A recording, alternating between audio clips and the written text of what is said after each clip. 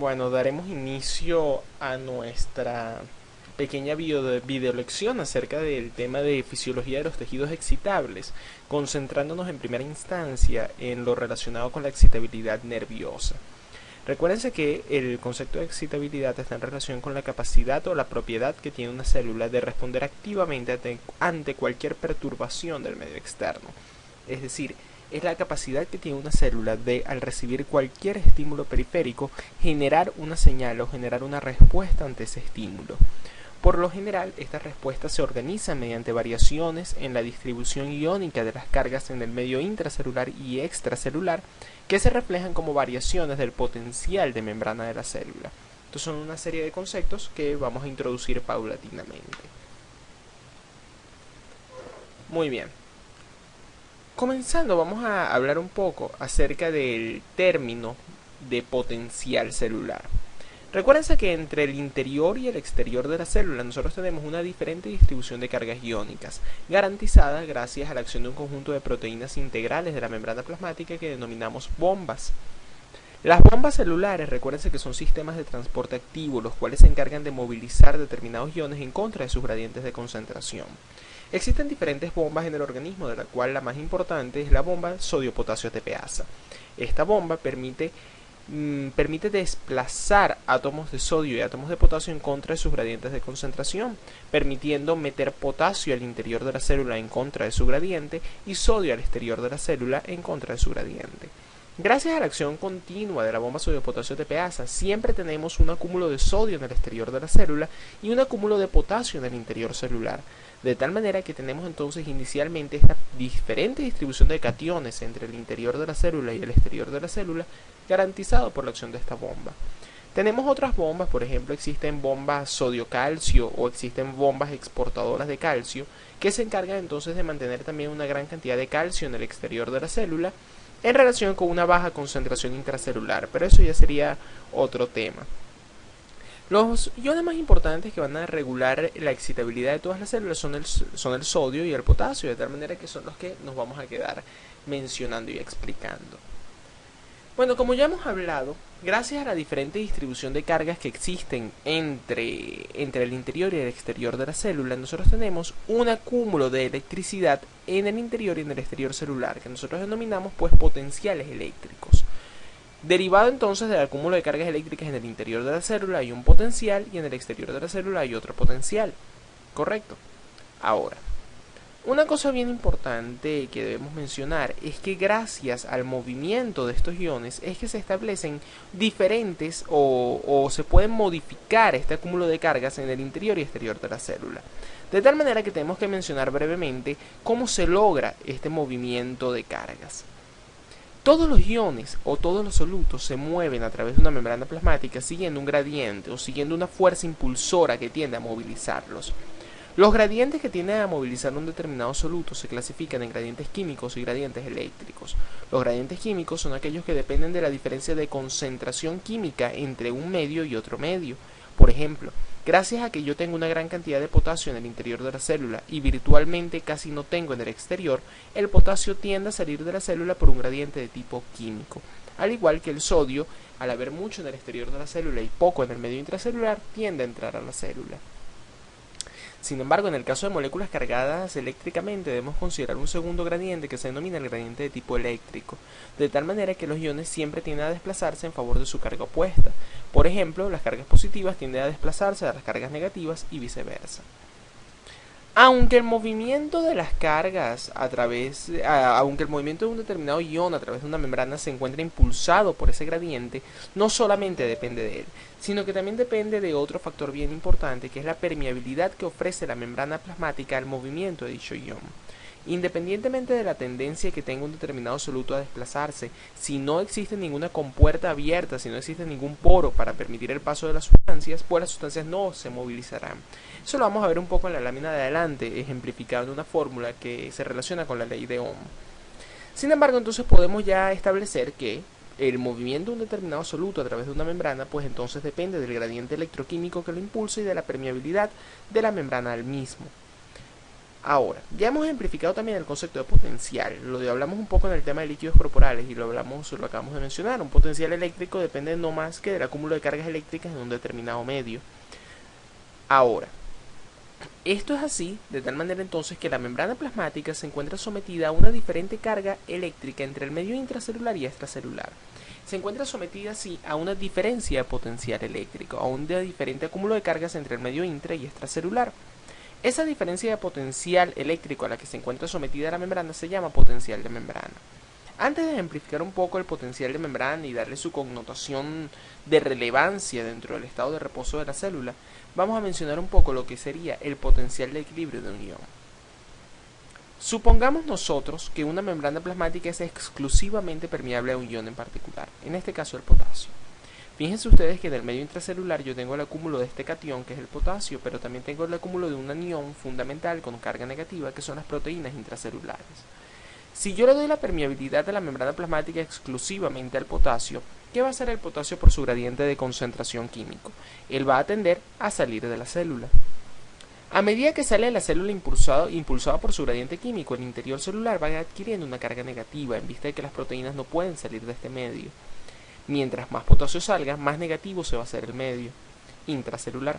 Sin embargo, a medida que sale potasio, el interior de la célula se va haciendo tan negativo que el gradiente eléctrico del potasio va a tender a devolverlo al medio intracelular.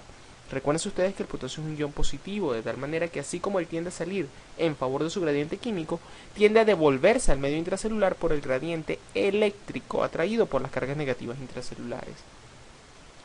Si la membrana celular es exclusivamente permeable al potasio, va a llegar un punto en el que todo el potasio que ha salido dejó el medio intracelular tan negativo que el gradiente eléctrico tiende ahora a impulsar nuevamente el potasio de vuelta al medio intracelular, de tal manera que ahora todo el potasio que sale vuelve a entrar. En ese caso no hay un flujo neto del ion, y no hay un flujo neto porque los gradientes de concentración y eléctrico son iguales y opuestos, de tal manera que no hay un flujo neto del ion. El potencial de membrana, caracterizado como habíamos dicho ya como el potencial intracelular, eso lo vimos en líquidos corporales. Recuérdense que el potencial de membrana es igual a la diferencia entre el potencial intracelular y extracelular, pero por convención el extracelular es cero. Por lo tanto, el potencial de membrana es igual al potencial intracelular. Si el potencial intracelular en este caso es tan negativo como para permitir que todo el potasio que salga vuelva a entrar, se alcanza un potencial al cual no hay flujo neto de un ion, y esto se llama potencial de equilibrio. En el caso del potasio esto debe ser un valor sumamente negativo, en el cual entonces ya no habrá fuerza neta que impulsa al ion a movilizarse de manera neta a un determinado compartimiento. Entonces el potencial de equilibrio de un ion es el potencial de membrana al cual no hay un flujo neto del ion hacia ninguna parte, porque los gradientes químicos y eléctricos son exactamente iguales y opuestos. De hecho, el potencial de equilibrio del potasio es alrededor de menos 80 a menos 90 milivoltios. Una cosa interesante, bueno, es que en el caso del sodio nosotros vemos otra cosa. Fíjense acá. El medio extracelular es rico en sodio, mientras que el medio intracelular tiene poco sodio. De hecho, las diferencias de concentración son muy marcadas. En el interior de la célula nosotros tenemos 20 veces más potasio que en el exterior celular. Mientras esto es lo que explica que apenas yo abro un canal, apenas yo doy un poro para que el ion se movilice, él se moviliza rápidamente. Recuérdense ustedes, recordemos todos que todos los iones se movilizan a través de una membrana gracias a un poro que se denomina canal iónico. Los canales iónicos pertenecen a los sistemas de transporte pasivo, de difusión simple y son altamente selectivos para el movimiento de un ion en particular. Fíjense entonces acá que tenemos el sodio en el exterior de la célula. Cuando yo permeabilizo la membrana al movimiento del sodio, el sodio comienza a pasar al medio intracelular. Comienza a pasar. Fíjense ustedes que a medida que entra, el interior celular, ¿cómo se pone? Totalmente positivo. Esto en base a la difusión que ha presentado el sodio por su gradiente químico. Sin embargo, va a llegar un punto en que tanto sodio que ha entrado vuelve el interior celular tan positivo que ahora es este mismo gradiente eléctrico que, o es mejor dicho, como consecuencia de este gradiente químico se genera ahora un gradiente eléctrico opuesto, ya que el sodio no va a poder seguir entrando a la célula porque apenas entra a la célula, al ser el un ion positivo, choca con las cargas positivas intracelulares y sale repelido al medio extracelular, que más bien ha adquirido ahora una carga negativa. Fíjense ahora la connotación totalmente distinta. Ahora el potencial de equilibrio del sodio, reflejado como el potencial intracelular, tiene que ser totalmente positivo, porque solamente cuando se alcancen unas cargas positivas intracelulares altas, alrededor de más 62 milivoltios, es que se genera entonces un equilibrio entre los gradientes químicos y eléctricos. Para cualquier momento yo puedo calcular el potencial de equilibrio de un ion gracias a la ecuación de Nernst. La ecuación de Nernst, bueno, considera diferentes parámetros, considera la temperatura, la constante de los gases, la constante de Faraday, la permeabilidad eléctrica de la membrana y la diferente concentración de iones. Sin embargo, va más allá de nuestro manejo en la ocasión de hoy. Ahora, ya dijimos entonces que el potencial de membrana de una célula realmente depende del movimiento de estos dos iones, de sodio y de potasio. ¿Pero por qué depende de ellos? Habíamos considerado un estado ideal de una célula en el cual ella solamente era permeable a un determinado ion, en este caso el potasio. ¿Qué dijimos que ocurría cuando la membrana era solamente permeable a un ion? Pues alcanzaba el potencial de equilibrio del ion, correcto, en vista de que el movimiento por el gradiente químico en algún momento se iba a igualar al del gradiente eléctrico de manera opuesta. Ahora, si nosotros consideramos ahora que una membrana plasmática no es de una célula en reposo, una célula cualquiera, no es permeable exclusivamente al potasio, sino que también tiene una menor permeabilidad al sodio. ¿Qué ocurre? Tenemos que considerar ahora el tráfico de los dos iones, tanto del potasio como del sodio. Ahora, una cosa que debemos considerar: la membrana plasmática es 40 veces más permeable al potasio que al sodio en reposo. Es decir, tenemos 40 veces más canales de potasio que de los que tenemos de sodio. Sin embargo, entonces, como yo tengo canales de sodio y tengo canales de potasio, yo tengo que considerar que ellos se van a movilizar siguiendo su gradiente electroquímico, ¿correcto? El gradiente eléctrico y químico. El potasio, por su gradiente químico, va a tender a salir de la célula, dejando el interior celular negativo, ¿correcto? Pero consideren ahora que yo tengo canales de sodio, por lo tanto una pequeña proporción de sodio va a entrar al interior de la célula. ¿Y qué va a producir eso? Lo que va a producir eso ahora es que todas esas cargas positivas, o mejor dicho, esa pequeña cantidad de cargas positivas que están entrando, van a impedir que el interior de la célula se haga tan negativo como en el caso anterior, en el que el gradiente eléctrico desplazaba el potasio de nuevo al interior de la célula. ¿Qué ocurre ahora? Vamos a tener un flujo neto de potasio al exterior celular siguiendo su gradiente químico y un flujo neto de sodio al interior de la célula siguiendo su gradiente químico también.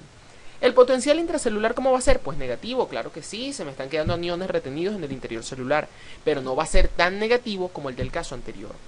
Esto se estabiliza alrededor de un potencial de membrana en reposo para las neuronas de menos 65 a menos 70 milivoltios. Es importantísimo destacar que, como habíamos dicho, el movimiento de un determinado ion no solamente depende de su gradiente electroquímico, sino también depende de la conductancia o la permeabilidad de la membrana.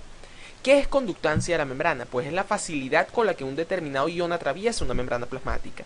Obviamente esto está en relación con la permeabilidad que ofrece la membrana y por lo tanto utilizamos estos dos términos de manera indistinta.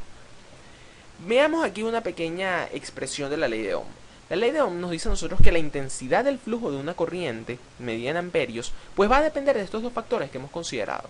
La conductancia de una membrana, que la denominamos con la letra G y la medimos en una unidad denominada Siemens, por el gradiente electroquímico o diferencia de voltaje que existe entre ambos medios. Vamos a denominarlo como el gradiente como tal, y lo vamos a denominar con la letra V, o voltaje. Una cosita que también nosotros podemos expresar esta ley de Ohm en otra forma es utilizando el concepto de resistencia de la membrana en vez del de conductancia. Esto es interesante. Si nosotros habíamos considerado ahorita que la conductancia es la facilidad con la que un ion puede atravesar una membrana y eso depende de su permeabilidad, la resistencia es todo lo contrario. La resistencia pues es la relativa incapacidad que tiene un ion para atravesar la membrana plasmática. De tal manera que pues la conductancia es totalmente lo inverso a la resistencia, por lo tanto son inversamente proporcionales. Es decir, que si yo quisiera incorporar el parámetro de resistencia dentro de la ley de Ohm, lo tengo que incorporar como un parámetro inversamente proporcional. Por lo tanto, otra forma de considerar el flujo de corriente que pasa a través de una membrana plasmática y que obviamente determina el potencial es igual a el gradiente electroquímico o la diferencia de voltaje entre la resistencia de la membrana plasmática. Todos estos gradientes que dijimos que eran los responsables pues de generar y este potencial de membrana tienen que mantenerse de alguna manera. Es decir, yo no puedo mantenerme sacando potasio indefinidamente porque va a llegar un punto en el que el potasio extracelular va a ser igual al intracelular. Así como yo no puedo meter sodio indefinidamente porque va a llegar un punto en el que todo el sodio dentro de la célula es igual al sodio de afuera. Por lo tanto, tenemos que tener alguna forma de mantener estos gradientes, y eso es una de las principales acciones que lleva a cabo la bomba sodio potasio ATPase. Ella me vuelve a meter todo el potasio que sale de la célula y me saca todo el sodio que ha entrado. Por lo tanto, la bomba sodio potasio ATPase juega un papel fundamental para regular y mantener los gradientes electroquímicos. Esto es tan importante que la bomba sodio potasio ATPase conlleva un gasto energético altísimo. De hecho, en las neuronas se habla de que el 70% de la energía que produce una neurona es consumida por la bomba sodio potasio. Fíjense acá una pequeña gráfica que tenemos. Esto es bien interesante. Supongamos el potencial de membrana en reposo, que habíamos dicho que era alrededor de menos 65 a menos 70 milivoltios. Fíjense ustedes que en el medio intracelular nosotros tenemos una cantidad importante de cargas negativas, ¿correcto? Mientras que en el medio extracelular tenemos una cantidad mayor de cargas positivas. Fíjense ustedes cómo las cargas eléctricas a ambos lados de la membrana plasmática experimentan un fenómeno de atracción electrostática. Es decir, las cargas negativas intracelulares derivadas del potencial de membrana en reposo se atraen un poquito a ambos lados de la membrana con las positivas extracelulares. Ojo, las cargas no se están moviendo. Yo no estoy diciendo que están saliendo. Yo solamente estoy diciendo que se están atrayendo electrostáticamente pegadas una al lado extracelular y otra al lado intracelular. ¿Qué genera esto? Esto genera un acúmulo de cargas eléctricas bien cerquita de la membrana plasmática. Esto se denomina capacitancia de la membrana. La capacitancia de la membrana entonces es este pequeño acúmulo de voltaje de cargas eléctricas que se presenta en la membrana plasmática por la atracción electrostática de las cargas opuestas por este potencial de membrana en reposo. Fíjense aquí una cosita. Fíjense este diagrama. El potencial de equilibrio del potasio dijimos que era ¿cómo? Era un potencial sumamente negativo, correcto, de menos 90 milivoltios. El potencial de equilibrio del sodio dijimos que era ¿cuánto? Más 62 milivoltios. La membrana plasmática en reposo, ¿cómo es? Dijimos que era ¿cómo? ¿Es permeable solamente al potasio? No, porque en ese caso, ¿dónde estaríamos? En el potencial de equilibrio del potasio. ¿Es permeable solamente al sodio? No, porque en ese caso estaríamos en el potencial de equilibrio del sodio. Sin embargo, ¿cómo es la relativa permeabilidad? ¿Cómo es la conductancia? Es 40 veces mayor al potasio que al sodio. Por lo tanto, ¿dónde estimo yo que, si yo lo veo en el diagrama, si yo lo veo en la gráfica, dónde estimo yo que debería estar el potencial de reposo? ¿Más cerca del potencial de potasio, del potencial de equilibrio del potasio o del sodio? Pues obviamente debería estar más cerca del potencial de equilibrio del potasio, porque la conductancia es muchísimo mayor al potasio que la que yo tengo para el sodio. ¿Okay? Por lo tanto, fíjense ustedes acá que el potencial de reposo en la gráfica se nos queda mucho más cerquita, con un valor de menos 70 milivoltios aproximadamente, al potencial de equilibrio del potasio. Bueno, esto es una pequeña gráfica donde nosotros vemos un ejemplo de un canal de potasio. Fíjense lo que les había dicho, ¿no? El canal de potasio, un canal iónico como tal cualquiera, no es más que un poro. En este caso el canal de potasio está constituido por 4 subunidades, perdón. Cada subunidad está constituida a su vez por varios dominios transmembrana. Pero fíjense ustedes que todos los canales iónicos presentan esta pequeña asita, esta pequeña asa del poro, que se dice que es la responsable de la selectividad del canal iónico. En cada una de estas asas, en cada una de estas paredes del poro, nosotros tenemos un conjunto de aminoácidos, los cuales determinan un determinado tamaño y carga del poro, lo cual implica que solamente ciertos iones que cumplan con estos requisitos de tamaño y carga van a atravesar el canal iónico en particular. Ok, entonces, resumiendo, potencial de membrana en reposo es garantizado gracias a la presencia de sodio y de gradientes de sodio y de potasio y una permeabilidad de sodio y de potasio a través de la membrana plasmática. La permeabilidad del potasio es mucho mayor que la del sodio, por lo tanto el potasio sale de la célula, deja un medio intracelular negativo, gracias a los aniones intracelulares, pero gracias a que el sodio entra porque hay pequeños canales, no es tan negativo como para llegar al potencial de equilibrio del potasio, que dijimos que se establecía solamente cuando la célula era exclusivamente permeable a ese ion en particular. Perfecto. Ok, y todo eso es mantenido por la sodio potasio ATPase. Ahora, eso es cuando nosotros tenemos la connotación de una célula en reposo. Dijimos que las células de los tejidos excitables tienen la característica de excitabilidad, es decir, son capaces de responder activamente ante cualquier perturbación del medio externo. ¿Cómo responden? Mediante cambios de su potencial de membrana. Y si el potencial de membrana depende no más que de un flujo de iones a través de la membrana, pues entonces, gracias al estímulo, yo modificaré el flujo de iones a través de la membrana y eso me modificará el potencial de membrana y me generará un estímulo como tal, un impulso eléctrico. La respuesta máxima que puede tener una célula excitable, que permite la comunicación y transmisión de la información entre diferentes células del organismo, se denomina potencial de acción. El potencial de acción, por concepto, es una señal eléctrica autorregenerativa que se propaga a lo largo de un axón neuronal o a través de una célula excitable sin disminuir su amplitud. Vamos a hablar un poquito a fondo y vamos a ir un poquito más allá desgregando este concepto. Pero una cosa bien importante que debemos considerar de un potencial de acción es que, señores, esta es la forma mediante la cual nosotros nos comunicamos entre las neuronas, es la forma mediante la cual nosotros nos comunicamos entre las células del organismo. Es un código de información digital. Es digital porque es un 0 o un 1, es todo o nada. Cuando se genera exactamente igual siempre, y si no, no se genera. Eso ya lo vamos a considerar. Es un código de información bien importante. De acuerdo a la frecuencia de disparo de un potencial de acción y de acuerdo a la vía que sigue este impulso, yo soy capaz de decir cómo es la intensidad de un estímulo y dónde está localizado el estímulo que yo estoy recibiendo. Esto lo vamos a ver mucho mejor en sistema nervioso central y cuando hablemos de sistemas sensoriales. Pero un potencial de acción, esa es su función, regular la comunicación de entre células. El potencial de acción está constituido por varias fases que nosotros podemos ver en un pequeño gráfico que registramos en la siguiente figura. Fíjense ustedes que a partir del potencial de membrana en reposo de menos 70 milivoltios, yo tengo una primera fase del potencial en la cual el potencial de membrana asciende desde un valor negativo hasta un valor más positivo. Cuando el interior de la membrana plasmática adquiere un valor más positivo de su valor de reposo, uno habla de un fenómeno de despolarización. De tal manera que nuestra primera fase del potencial de acción se llama la fase de despolarización o fase de disparo. Esta fase implica entonces el aumento de cargas positivas en el medio intracelular. ¿Cómo pueden aumentar las cargas positivas en el medio intracelular? Pues la forma más sencilla es abriendo canales de sodio. Si yo abro canales de sodio, estoy dándole permeabilidad a la membrana plasmática para que todos los iones positivos del medio extracelular, que es el sodio, pasen rápidamente al medio intracelular, disparando el potencial de membrana a valores positivos. ¿Qué otra forma teórica yo pudiese tener? Si el potasio normalmente sale de las células por su gradiente, si yo cierro canales de potasio, el potasio no podría salir, ¿correcto?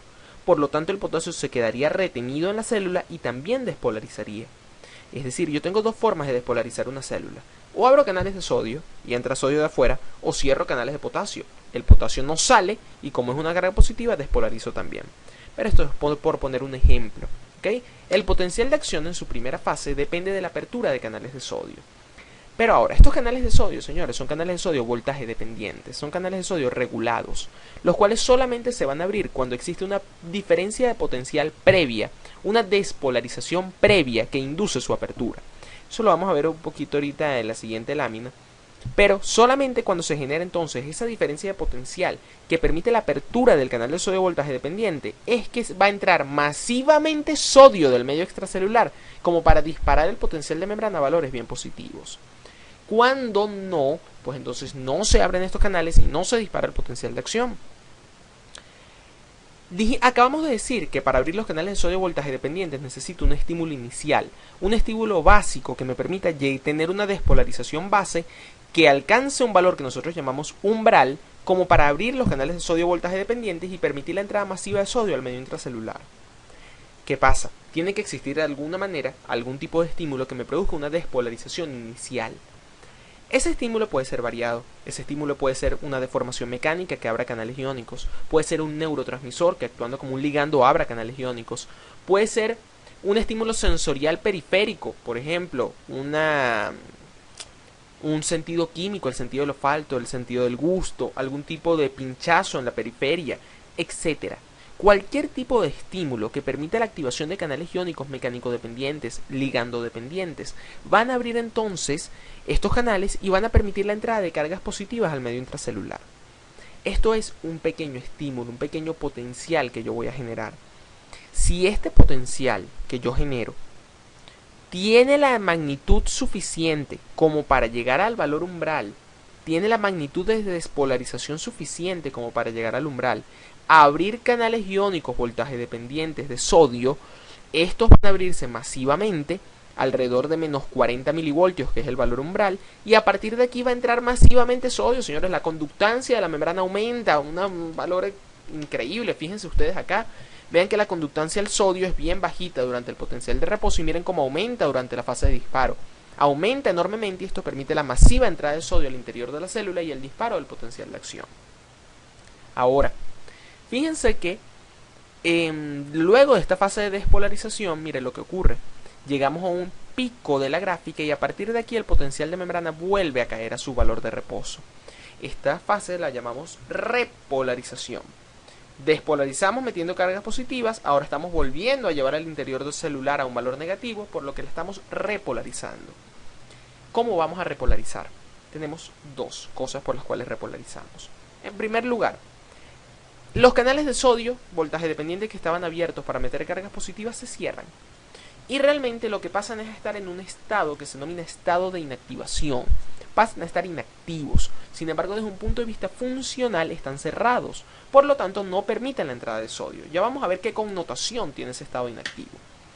En segundo lugar, voy a abrir un conjunto de canales que son canales de potasio voltaje dependiente. Fíjense lo interesante del asunto. No solamente no meto más cargas positivas, sino que abro canales de potasio voltaje dependientes que se abren después de una despolarización, pero con cierto grado de delay, con cierto grado de retraso. Estos canales de potasio se llaman canales de potasio rectificadores. Canales de potasio rectificadores de apertura con apertura en retraso. Son canales que se abren después de la despolarización con alrededor de 1 milisegundo de retraso. Fíjense acá el tiempo, 1 milisegundo de retraso. Y a partir de este momento entonces, ¿qué pasa con la conductancia del potasio de la membrana? Si ya era alta, ¿qué pasa ahora? Aumenta mucho más.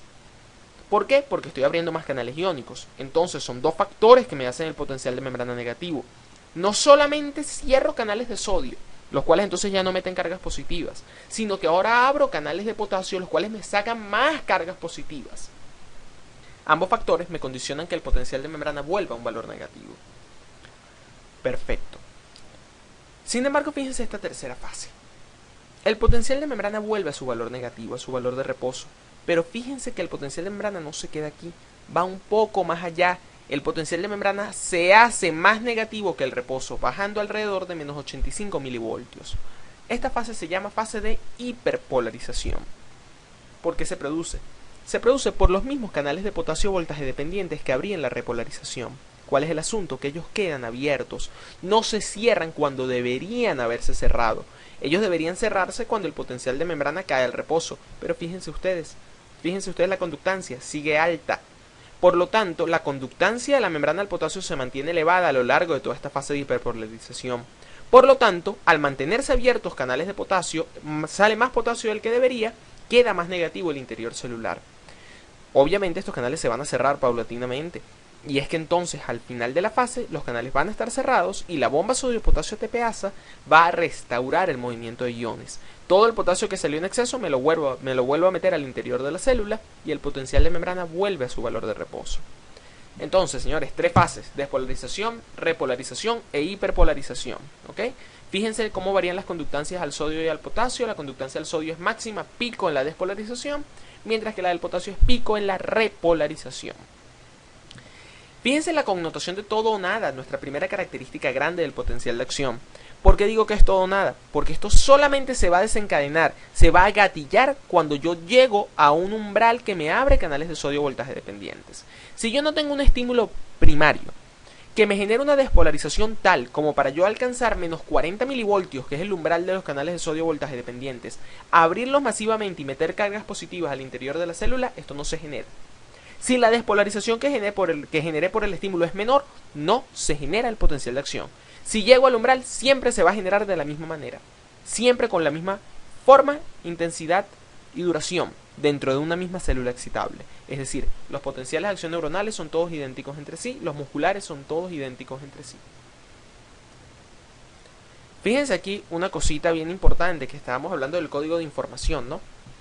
Cuando yo tengo una corriente, un estímulo en forma de corriente, por ejemplo, experimentalmente yo le meto corriente positiva a una célula. Si esta corriente no es lo suficientemente alta como para llegar al umbral, mire la respuesta de la membrana. Se genera un pequeño cambio, pero no pasa más. Se despolariza un poquito la membrana, pero no llega a más nada, ¿ok? Se queda hasta ahí. Ya veremos eso en la lámina siguiente. Pero fíjense ahora, aumento la corriente y ¿qué pasa? Paso el umbral. Cuando paso el umbral, miren el registro. Potenciales de acción. Pero fíjense esto. Si aumento más la intensidad de la corriente, ¿qué pasa con los potenciales de acción? Aumentan en número. ¿Es la misma forma? Sí. ¿Es la misma magnitud del potencial? Sí. ¿Es la misma duración de cada uno? Sí. Pero ¿qué pasa? Al aumentar la intensidad del estímulo, aumenta la frecuencia de los potenciales. Fíjense, esa es una de las formas de codificación de la información. ¿Cuál es la diferencia sencillita a nivel sensorial entre la intensidad de un estímulo y la intensidad de otro? El número de potenciales de acción que yo disparo. Cuando la intensidad del estímulo es menor, son menores la cantidad de potenciales de acción. Cuando la intensidad del estímulo es mayor, son mayores los potenciales de acción. ¿Cómo yo sé dónde está un estímulo? Por las vías nerviosas. Si yo estimulo la punta del dedo mediano, vamos a suponer, la punta del dedo medio, eso me va a generar entonces un estímulo, un potencial de acción que va a transmitir esa información a lo largo del nervio mediano, por ejemplo. Por el contrario, si yo estimulo en alguna región de la lengua, ¿okay? Esta información sensorial se va a transmitir por lo tanto a través del nervio facial. Es decir, uno va a seguir una vía nerviosa, el de la mano, el de la lengua sigue otra vía nerviosa. Esto yo lo voy a representar a nivel de la corteza sensorial en el encéfalo como que un estímulo proviene de la lengua y el otro proviene de la mano. ¿Es la misma señal nerviosa? Sí, es la misma señal nerviosa. ¿Ok? Es la misma señal nerviosa dependiendo si sea un estímulo de calor, sea un estímulo de frío, sea un estímulo de dolor. Es el mismo potencial de acción. La única diferencia va a ser la vía nerviosa que él va a seguir. Y de acuerdo a la intensidad del estímulo, la frecuencia que va a tener este potencial de acción. Esto es yéndonos un poquito, esto es más en relación con sistemas sensoriales, que es nuestra primera parte del sistema nervioso central. Sin embargo, también es interesante mencionarlo acá. Fíjense, entonces esta pequeña gráfica, fíjense que cuando yo estoy en reposo, pues yo tengo una permeabilidad mucho mayor al potasio que al sodio. Fíjense, muchos canales de potasio abiertos. Cuando yo estoy en la fase de despolarización, aumenta ahora más la conductancia del sodio. Fíjense, sodio, sodio, sodio entra. Sigue saliendo un poquito de potasio porque los canales de potasio abiertos en reposo siempre siguen abiertos. Solo que ahora la conductancia del sodio aumentó muchísimo. Fíjense ahora en la fase de repolarización. Nuevamente la conductancia del potasio se hace mayor que la del sodio. Los del sodio se inactivaron y ahora se abrieron canales de potasio más aún de los que ya estaban abiertos. Luego caigo de nuevo al reposo y todo vuelve a la normalidad. Ahora, algunas cositas que tenemos que considerar. ¿Se acuerdan que habíamos hablado que nosotros tenemos canales iónicos, ¿no? Nosotros tenemos canales iónicos que en el caso del sodio ellos sufren un periodo de inactivación, ¿cierto? Fíjense en la morfología como tal de un canal de sodio voltaje dependiente. Fíjense que tiene como dos puerticas. Una puertica en la parte superior y una puertica en la parte inferior. La puertica de la parte superior se llama puerta de activación, mientras que la parte inferior se llama puerta de inactivación. Y estos son los tres estados que tiene el canal de sodio: reposo, abierto e inactivo. Fíjense que cuando está en reposo el canal está funcionalmente cerrado, porque la compuerta de activación está cerrada, aunque la otra puertica, que es la de abajo, esté abierta. Cuando estoy en la fase de disparo, de despolarización, cuando llegué al umbral, la puertica de arriba se abre gracias a la diferencia de potencial. Esto abre el canal y mete sodio. Pero fíjense lo que ocurre. Cuando entro a la repolarización, el canal se inactiva. Miren morfológicamente qué significa eso. Que la compuerta de abajo, que es la de inactivación, se cierra. ¿La de arriba sigue abierta? Sí, pero la de abajo está cerrada. Por lo tanto, funcionalmente el canal está cerrado. ¿Qué pasa en esta fase de inactivación? ¿Qué es lo característico? Que el canal no puede volver a ser estimulado. Independientemente de la diferencia de voltaje a la cual tú sometas a la membrana, durante este milisegundo que dura esta fase de inactivación, aproximadamente medio milisegundo, el canal no puede volver a ser estimulado. De tal manera que yo no puedo volver a generar un potencial de acción cuando estoy en la fase de repolarización. El canal tiene que volver al estado de reposo, y eso es por cinética temporal. Al volver al estado de reposo, se abre la compuerta de inactivación, se cierra la de arriba y el canal puede volver a ser estimulado para volver a abrirse. ¿Cuál es la importancia de esto? La importancia de esto es que todo potencial de acción origina un periodo de pérdida de excitabilidad de la membrana. Todo potencial de acción va a originar un pequeño periodo de tiempo en el que la membrana va a ser completamente inexcitable. Va a perder toda la excitabilidad posible, no va a poder volver a ser estimulada por la inactivación del canal de sodio. Fíjense aquí, el canal de sodio es una proteína que está constituida por 4 segmentos, 4 subunidades, cada una de ellas constituida por 6 dominios transmembrana. Fíjense ustedes que tenemos también un porito, una asa, que la tenemos acá, que determina entonces la especificidad para el sodio, y fíjense que tenemos acá el sensor de voltaje que está presente en la subunidad 4. Lo característico es esto, Fíjense, cuando nosotros tenemos que la membrana celular está en reposo, estos canales están, las subunidades están aquí hacia adentro y está cerrado el canal. Cuando se genera la diferencia de voltaje, las cargas positivas intracelulares repelen las cargas positivas del dominio del canal de sodio voltaje dependiente. Al repelerlas, se genera un cambio de la morfología, un cambio conformacional del canal de sodio voltaje dependiente y se abre el canal como tal y eso permite la entrada de sodio. Fíjense que cuando estoy en reposo estoy así en menos 65 milivoltios y cuando llego al umbral en menos 40 se abre el canal. ¿Okay? Ahora, ¿cómo llamo yo entonces este periodo de pérdida de excitabilidad de la membrana? Lo llamo periodo refractario. El periodo refractario se divide en dos etapas, periodo refractario absoluto y periodo refractario relativo. El periodo refractario absoluto es una pérdida total de la excitabilidad de la membrana, mientras que el periodo refractario relativo es una pérdida discreta de la excitabilidad. Durante el periodo refractario absoluto, ¿qué tengo? La inactivación de los canales de sodio.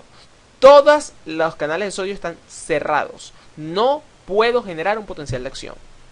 Fíjense, durante el periodo refractario absoluto, ¿cómo es la excitabilidad de la membrana? Cero. ¿Se genera durante qué? Básicamente durante la fase de despolarización y un poquito dentro de lo que sería la fase de repolarización. Fíjense que durante esta fase, entonces los canales de sodio están cerrados y los canales de potasio son los que están abiertos. ¿Qué pasa en el periodo refractario relativo? En el periodo refractario relativo es esta fase en donde ya los canales de sodio están paulatinamente devolviendo al reposo, por lo tanto estoy recuperando la excitabilidad, pero ¿qué pasa? Fíjense cómo está el potencial de membrana. Está más negativo, ¿correcto? ¿Dónde está el reposo? Aquí arribita. Quiere decir que como estoy más negativo del reposo, estoy aún más negativo del umbral, estoy más lejos del umbral. Si el umbral aquí lo pone en menos 55, ¿qué pasa? Si en reposo estoy en menos 70, de menos 70 al umbral a menos 55, pues es 15 milivoltios. Pero si ahora estoy en menos 80, estoy más lejos que de 55, ¿correcto? De tal manera que necesito más intensidad de un estímulo primario para llegar al umbral. Por lo tanto, la excitabilidad de la membrana es menor. ¿Okay? Entonces, el periodo refractario absoluto, total pérdida de la excitabilidad, los canales de sodio están inactivos. No puedo hacer nada. Periodo refractario relativo se ve durante la fase de hiperpolarización. Estoy más lejos del umbral porque estoy más negativo y tengo que dar un estímulo mayor para poder llegar al umbral. Ah, bueno, perdón, aquí me faltó una cosita bien interesante. Tenemos la acción de acuerdo a la cinética del canal de sodio. Perdón, de acuerdo a la morfología del canal de sodio, yo tengo que ella tiene un pequeño sitio activo para permitir la acción de una toxina que nosotros llamamos tetrodotoxina.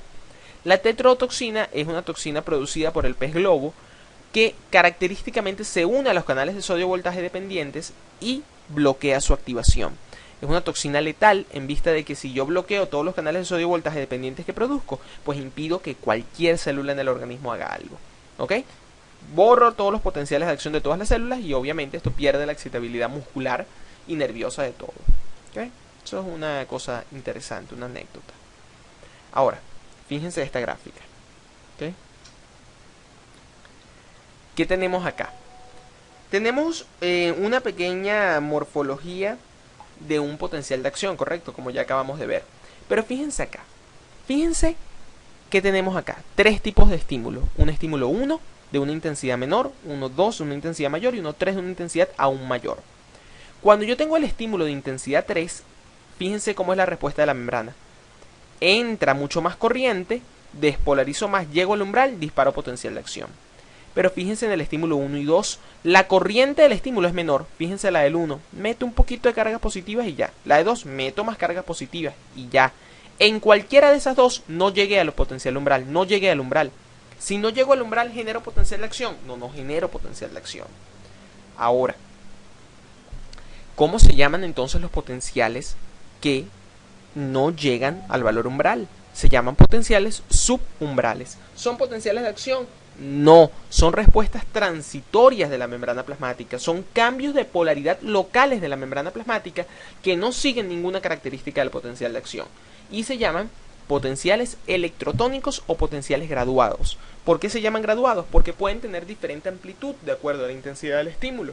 Fíjense que este es más chiquito que el de arriba, pero ambos no son de acción, ambos no llegan al umbral, pero tienen diferente amplitud, a diferencia del potencial de acción que todos tienen la misma amplitud. Fíjense acá, cuando yo genero, por ejemplo, acá en un potencial graduado, yo cambio el potencial de membrana, pero como no llegué al umbral, a medida que me propago localmente, las cargas se pierden. Se pierden las cargas positivas y se perdió el potencial. Es decir, no se propaga de manera autorregenerativa, se propaga de manera local disminuyendo su amplitud. Todo lo contrario al potencial de acción, que se propaga de manera autorregenerativa sin disminuir su amplitud. Ok, ¿cuál es una característica así interesante de los potenciales graduados? Una característica interesante es que los potenciales graduados son susceptibles de sumación. Es decir, imagínense que esta es una neurona. Una neurona puede recibir estímulos de diferentes sitios. Puede recibir estímulos de algún tipo de dendrita, algún tipo de neurona que está ubicada acá, otra acá y otra acá. Cada una de estas neuronas libera un neurotransmisor en particular, generando un potencial local llamado potencial postsináptico en este sitio, en este sitio y en este sitio. De acuerdo a las características del neurotransmisor, que sea excitatorio o inhibitorio, será un potencial excitatorio o inhibitorio. Excitatorio si es despolarizante, inhibitorio si es hiperpolarizante. Cada uno de esos potenciales per se es electrotónico, porque cada uno de ellos por lo general tiene un umbral, una magnitud tan chiquita que no genera un potencial de acción. Sin embargo, ¿qué pasa? Cuando la célula es capaz de, en el cono axónico, sumar estos potenciales, ella dice, bueno, yo tengo un estímulo excitatorio por aquí y otro por acá. En el cono axónico hago una sumación temporal y digo que yo voy ahora a sumar estos dos potenciales al mismo tiempo. Y voy a decir, bueno, los voy a sumar los dos, trácata. Y entonces llego al umbral y disparo el potencial de acción. Sumación espacial, pues entonces no importa, yo voy a agarrar y en base a la sumación espacial, aunque un estímulo venga de este punto de la neurona y otro de este punto de la neurona, los sumo los dos y eso me genera nuevamente la suficiente magnitud como para llegar al umbral. Es decir, cada uno de ellos no llega al umbral, pero en el cono axónico los sumo, integro sus potenciales y si son excitatorios ambos y llegan al umbral, disparo el potencial de acción. La sumación puede ser temporal si lo sumo al mismo tiempo o espacial si lo sumo aunque vengan de diferentes sitios. Recuerden que si es un potencial inhibitorio esto lo tengo que restar, esto es negativo, fíjense acá, el excitatorio hace una pequeña cúpula pero el otro hace una invaginación. Tengo que considerar si hay más inhibitorios que excitatorios, pues no se genera potencial. Si hay más excitatorios que inhibitorios, ahí sí lo haré. Ahora, ¿cómo se propaga el potencial de acción? El potencial de acción una vez que se genera en el cono axónico, y se genera aquí porque es el sitio de la neurona que tiene mayor densidad de canales iónicos, por lo tanto es el sitio donde yo puedo abrir mayor cantidad de ellos. Una vez que se propaga, una vez que se genera, él debe propagarse a lo largo del axón. Pero fíjense qué pasa. Él se propaga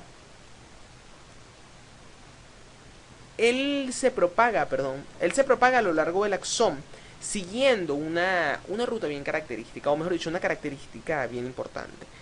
Esto es como una mecha, señores. ¿Qué quiero decir con esto?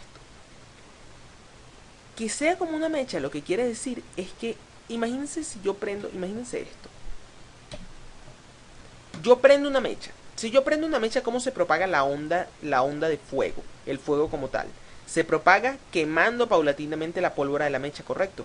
El fuego no se devuelve, el fuego va en la dirección de la pólvora, va quemando todo lo que consigue a su alrededor. Esto es exactamente lo mismo que ocurre aquí. Yo despolarizo, yo ignito, yo disparo el potencial de acción en el primer segmento de la neurona. Una vez que lo disparo acá, meto cargas positivas al interior de la célula. Por lo tanto, ahora el interior celular es positivo y el exterior es negativo, porque cambio la polaridad de la célula. Pero el resto de la célula, el resto del axón es como el resto de la pólvora de la mecha. No se ha consumido, no se ha tocado. Sigue siendo negativo en el medio intracelular. Ahora, las cargas positivas intracelulares que yo acabo de meter van a ser atraídas por las cargas negativas del segmento adyacente. Por lo tanto, van a movilizarse al segmento de al lado.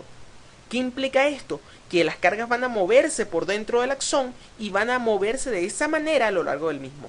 Van a ser atraídas por las cargas opuestas que están en el segmento adyacente al que yo he disparado el potencial de acción.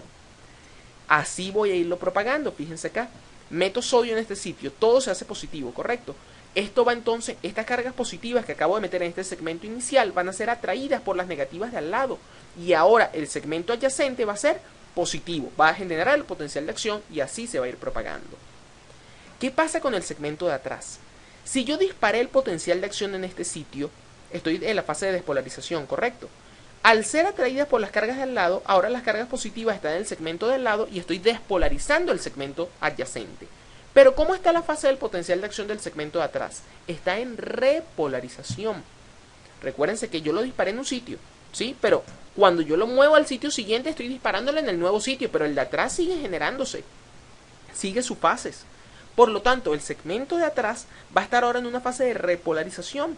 Si estoy en fase de repolarización, funcionalmente, ¿en qué estoy? En periodo refractario. Por lo tanto, las cargas no pueden hacer nada atrás, porque aunque fuesen atraídas por las cargas negativas de atrás, la célula está en periodo refractario. Por lo tanto, no puede haber un potencial de acción generándose ahora para atrás. La conducción del potencial de acción a lo largo del axón se denomina que es por corrientes locales, por propagación local de cargas eléctricas. Y esto implica lo que se denomina una propagación ortodrómica, es decir, del soma al terminal sináptico.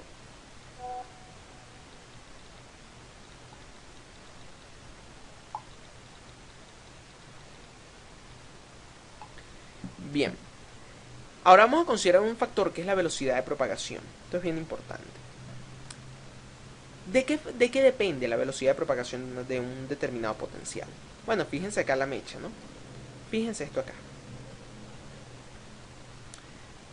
Consideremos que el axón es una manguera de jardín, ¿ok?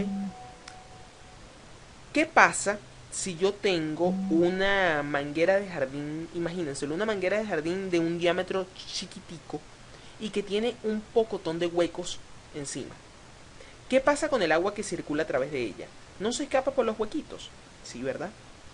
De tal manera que yo tengo que tener alguna forma de garantizar que las cargas eléctricas que constituyen el potencial de acción no se pierdan a través de la membrana plasmática, como el caso del agua que puede pasar a través de una manguera y escaparse por un hueco, sino que se queden completamente dentro de la manguera, que se queden completamente dentro del axón.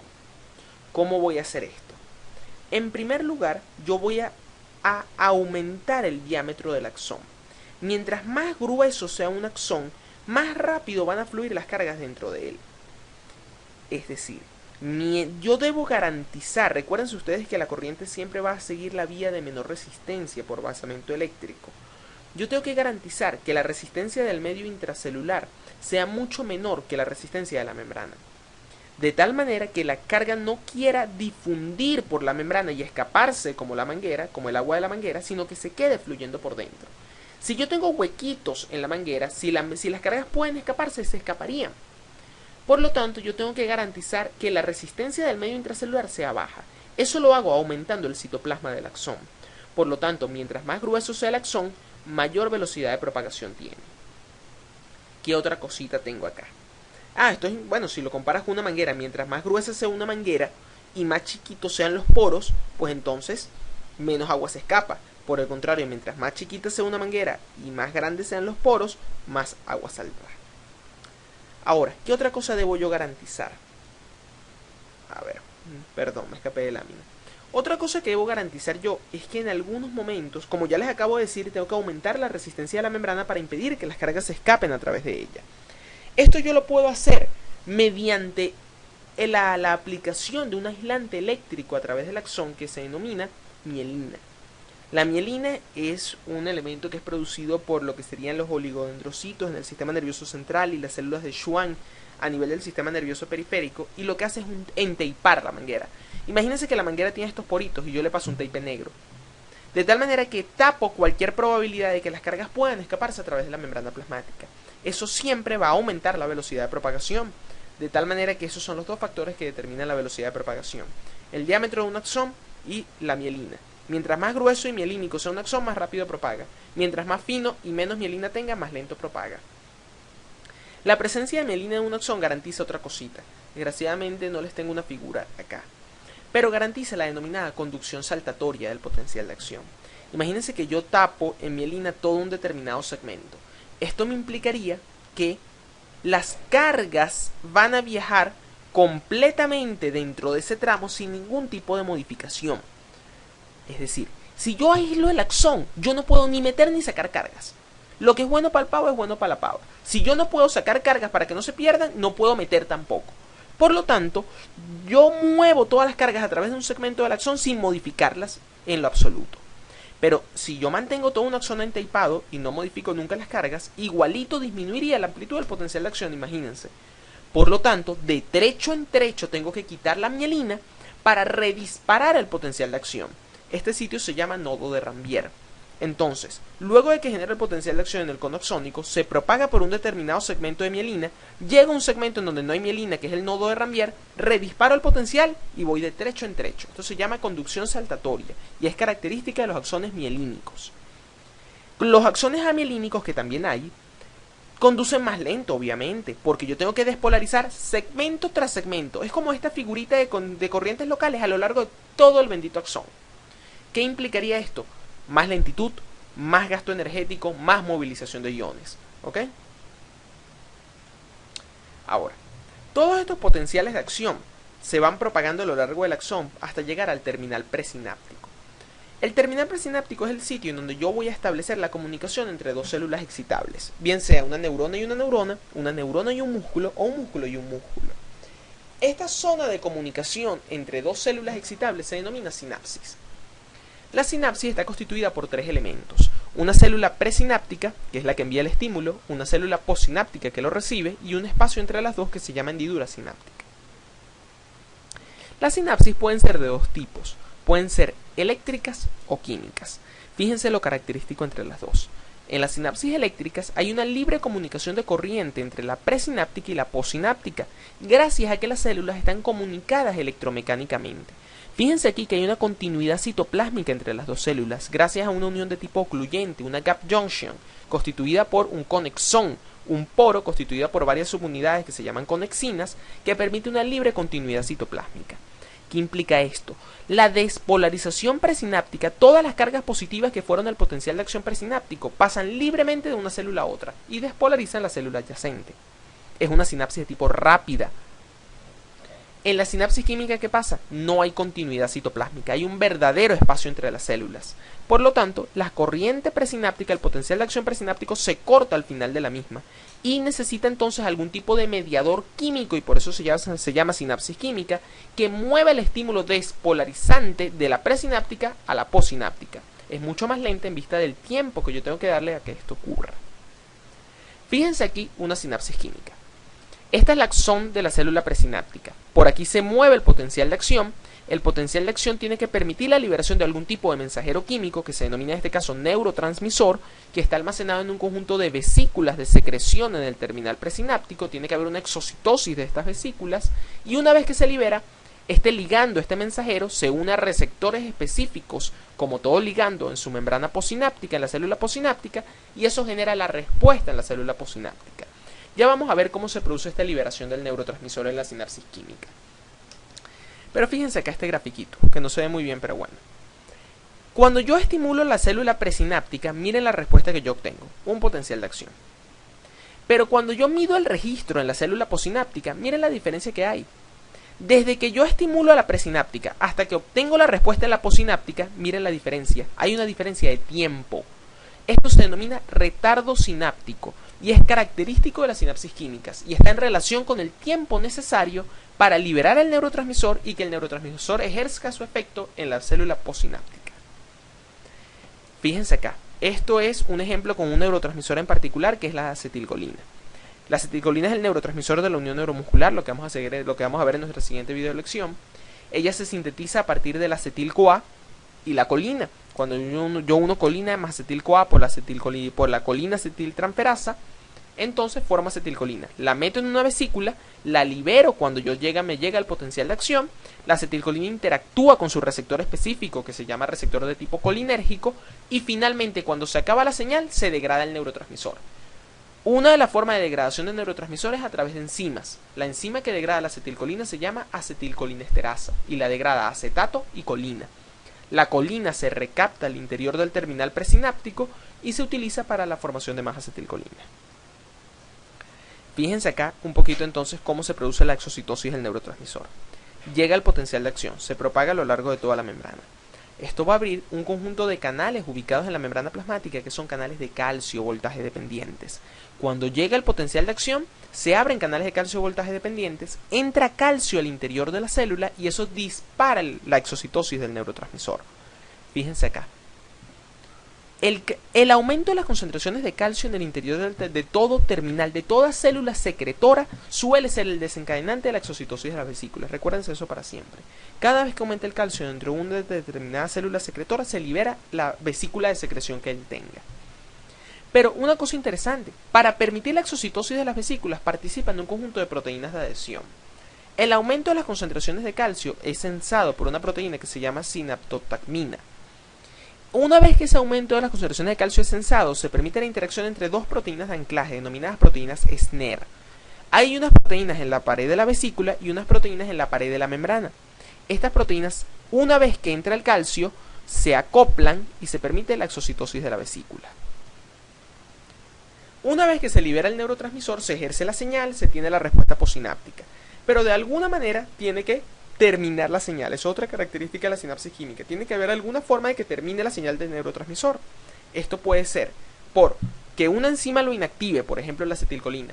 Puede ser porque el neurotransmisor se recapte por un transportador de nuevo a la célula presináptica, como es el caso de la noradrenalina. O bien puede ser que se difunda a la sangre o se difunda fuera del espacio sináptico. Son las formas por las cuales la señal puede terminar. Eso lo vemos mejor en autónomo. Ahora, finalmente, para terminar, diferencias entre la sinapsis eléctrica y química. La sinapsis eléctrica, las células están acopladas electromecánicamente entre sí por poros, por lo tanto no hay espacio entre ellas. En la química no están unidas, están separadas, hay un espacio grande entre ellas. En la eléctrica, la despolarización de la célula posináptica la da el mismo potencial de acción de la pre, es directo. En la química, el cambio eléctrico de la pos lo hace la liberación de un neurotransmisor. Una cosa, la sinapsis eléctrica siempre es excitatoria, porque las cargas que van a pasar de la pre a la pos siempre son positivas, siempre es potencial de acción. En la química, va a depender del neurotransmisor que yo libere, si es excitatorio o inhibitorio, de la respuesta posináptica que tenga, bien sea un potencial posináptico excitatorio o un potencial posináptico inhibitorio. La sinapsis eléctrica es bidireccional, porque es un poro, libre comunicación entre las células, cualquiera puede ser la pre, cualquiera puede ser la post. En la química es unidireccional, la sinapsis va desde el que libera el neurotransmisor hasta el que tiene el receptor. La eléctrica es mucho más rápida, no hay retardo sináptico, mientras que la química es más lenta, hay retardo sináptico. Bueno, esto sería toda la videolección, la primera videolección de excitabilidad, nos quedaría la de muscular, que la tendremos posteriormente. Muchas gracias.